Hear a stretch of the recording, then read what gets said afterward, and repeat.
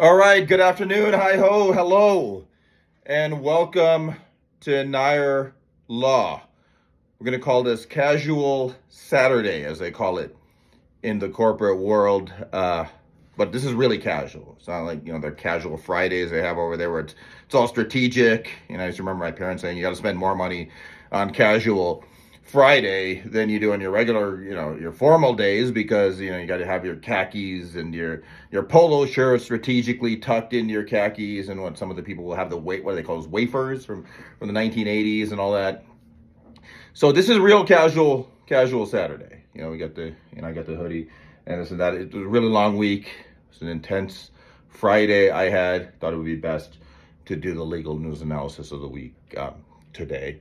And I have my Chicago Bulls hat on Casual Saturday, and we've got the Chicago Bulls LNAW 71 shirt. The Chicago Bulls, another story.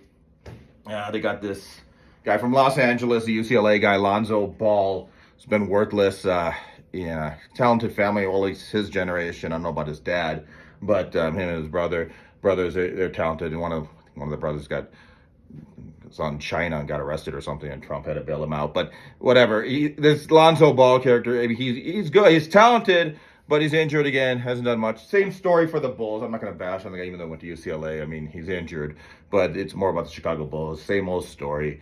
Derrick Rose has to happen, and their season is done.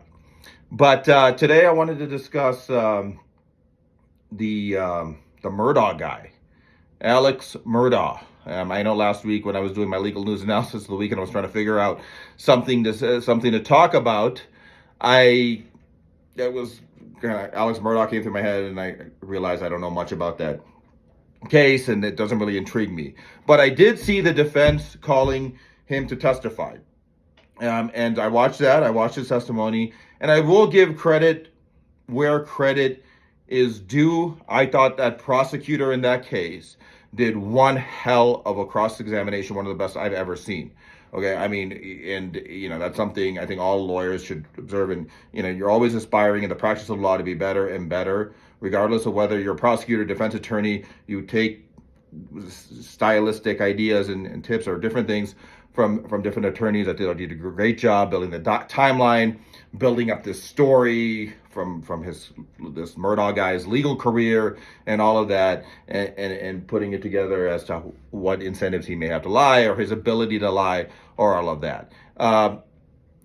CNN, they've already, and I prefer CNN over MSNBC or Fox or any. I do think they're the most down the middle, but and they get attacked from both sides. But in these kind of cases, I don't know if it's the politics, race, the power, whatever. They made up their mind. They think he's guilty, and then they have these talking heads who are probably trying to go out of their way to get on TV and throw in their 2 cents, and none of it makes sense. They're really not accurate, but they think, and this guy's not going to win either way. I mean, if he's doing a great job of testifying, which it seemed like he was, holding his own or whatever, then they'll say that, oh, he's a lawyer, he's trained, he knows what he knows how to testify. And that's what this prosecutor was kind of trying to establish, that he's done many civil cases and in different things and knows how to testify on the stand and has testified or has argued criminal cases and basically an expert at testifying. But then there's another group of people, if he's not doing well on the stand or whatever, will say, oh, look,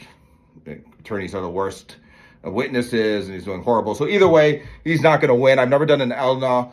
I know last week I was talking about all the classic stories, but there's one that near and dear to my heart that I really always wanted to discuss. It's the Rod Blagojevich, the former governor of Illinois out in Chicago, his federal indictment several years ago. That will be something I cannot just throw that in when I'm talking about the Menendez brothers or O.J. Simpson. That's something I would need to spend an entire LNAW discussing. It's not something happening now, so it's technically not legal news analysis of the week, but I do have some strong opinions of that and how that was handled. But he was a guy people used to say, oh, this is a lawyer. He was going on The View and all these different TV shows. And if he testifies, it's just going to be, it's just a nightmare because lawyers are the worst witnesses, and he will just keep talking and wouldn't listen to anything his attorney says. But as far as the Murdaugh guy is concerned, what I want to focus on really is the stylistic, the actual aspect of calling a defendant to testify, this is a hot button issue for many attorneys. You have some attorneys who will never call their witnesses to testify. Then you have this new wave of attorneys who want to think outside the box or go against the grain or whatever. It's a bold move to call your witness to testify or call your defendant to testify. I don't know. There's a lot of factors in this. I think in the long run, it may even out. Whether, I don't know if it really makes a difference. There may be some situations where it may help, some where it really wouldn't make any difference, and others where it may hurt. So I don't know how this really plays out in the long run, but the historic rule of thumb is that defendants should not testify when they're facing trial, right? Now, some of the factors and some of the considerations are, prior history, just their mannerisms, their ability to how they testify, what was going on around the time of when this happened. How some defendants will talk big, and the moment they understand they're going to ramble on or say stuff that they shouldn't, and it may be a risk to bring them to testify. But it's really kind of I had a defendant case recently in the fall where it was a very serious case. Guy was missing a lot of time.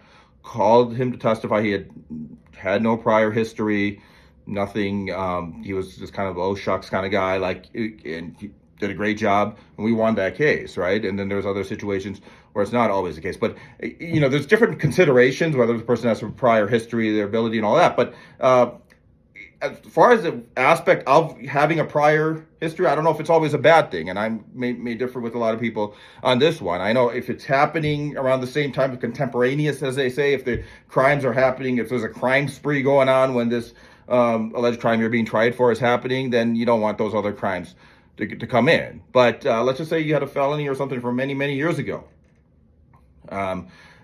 A lot of times you could be, just by the virtue of the fact that you have this prior felony, you could be either targeted, you kind of have a scarlet letter on your head, or the police, once they detain you and they run your record, they're like, oh, we got our guy, this is an ex-con. And sometimes that could, that scarlet letter that's following you could be what's always making you guilty, even if you're trying to reform your life. I had a trial recently where in multiple cases, but in this particular trial, it was a felon in possession case. So the state had to establish the fact that he was a felon, right? And so the jury's going to know that this guy has a prior felony. So I had embraced the fact that he was a prior felon, and it happened several years ago. And I used the fact that he was a felon and he had certain markings that might make on his body that might make people just assume that he's a criminal or guilty or whatever, and said that, look, this guy cannot catch a break because of the fact that he has this prior felony or whatever, his criminal history.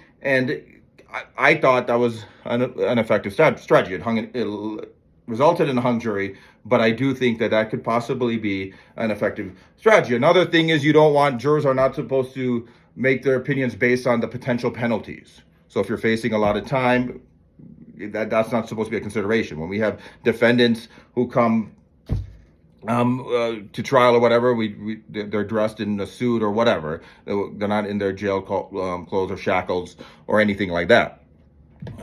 And that is so that we don't want the jury to know that they are incarcerated. But is it a bad thing for them to necessarily know that they're incarcerated? Is it a bad thing for a jury to understand that, hey, this guy or gal could be facing a lot of time behind bars? Everything should be standardized, but unfortunately that's not how it works. And so if a juror sees that maybe this person is facing a lot of time as they're incarcerated, maybe if 4:30 comes around, 4:30 in Albuquerque, people want to get home to dinner, watch, feed their dog or do whatever. People want to split. They may just make a verdict and not give somebody the benefit of the doubt. Maybe if they understand that this person is facing a lot of times, this is a serious situation, maybe they'll rise to the occasion and understand that the burden that they have to prove, that the state has to prove, maybe they'll give some of these people the benefit of the doubt. It shouldn't be like that, but that could be a serious consideration. So maybe the fact that the person is facing a lot of time or is in custody